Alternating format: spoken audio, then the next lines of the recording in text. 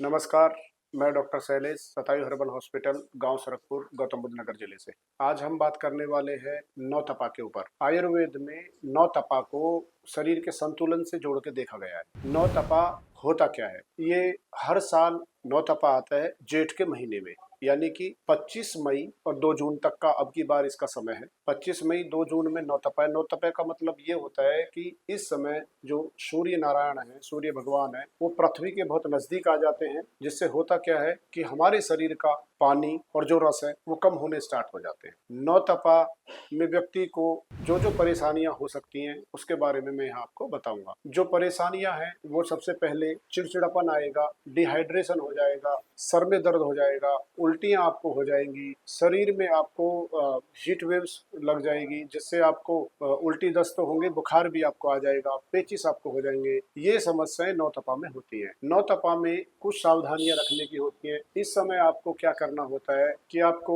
गर्मी से यानी कि बहुत ज्यादा तेज धूप से बचना होता है। अगर आप कहीं काम करने भी जा रहे हैं तो आप 10 बजे के बाद और 4 बजे, 10 और 4 के बीच में बिल्कुल ना निकले। 10 तक ही आप जो है जो भी काम बाहर के निपटाने हैं अपने करने हैं वो 10 तक ही करें, शाम को 4 बजे के बाद। एक तो ये रखना है। दूसरा ये रखना है कि इस समय जो है आपको सावधानियां खान पान की है। इसमें आपको आयुर्वेद में जैसे बोला गया है कि मधुर जो रस है उसका सेवन आपको करना है, और जो शीत है यानी कि ठंडा है उसका सेवन करना है। मैं आपको यहाँ बताऊंगा कि नौ तपा जो है इसका वर्णन आयुर्वेद में चरक संहिता और अष्टांग हृदयम में मिलता है। अष्टांग हृदयम जो है वो चरक संहिता का ही एक छोटा रूप है। तो इसमें उन्होंने ये बताया है कि यहाँ शीत और मधुर इन रसों का सेवन करना चाहिए। तो जैसे खान पान की मैं बात करूं अनाज की, तो यहाँ जौ के आटे की रोटी या जौ का सत्तू, चने और जौ के आटे की रोटी या चने का सत्तू, साथ में आपको यहाँ बेलगिरी का जो है शरबत, बेलगिरी मतलब जो बेल पत्थर होता है, पत्थर बेल, उसका जूस पीना है या उसको खाना है। गोंद कतीरा यहाँ आपके लिए बहुत अच्छा रहेगा। साथ में नींबू पानी बहुत अच्छा रहेगा। देसी गाय के दूध की बनी छाछ अच्छी रहेगी। नारियल पानी अच्छा रहेगा।